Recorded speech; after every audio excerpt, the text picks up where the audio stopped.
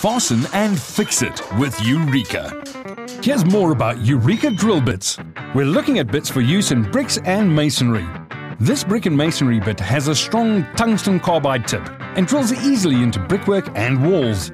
It can also drill into concrete if needs be. The SDS drill bit is specially designed for concrete. It has special slots on its shaft that allow for hammer action when using an SDS drill.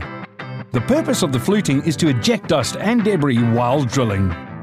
For drilling into tiles, use this tile drill bit with the spear tip that gradually enlarges the hole to the size of the shaft. Use little pressure at low speed and no hammer action in order to avoid cracking the tile.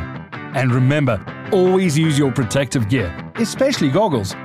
There you have it. Eureka has the drill bit to do the job. Eureka, you've got it!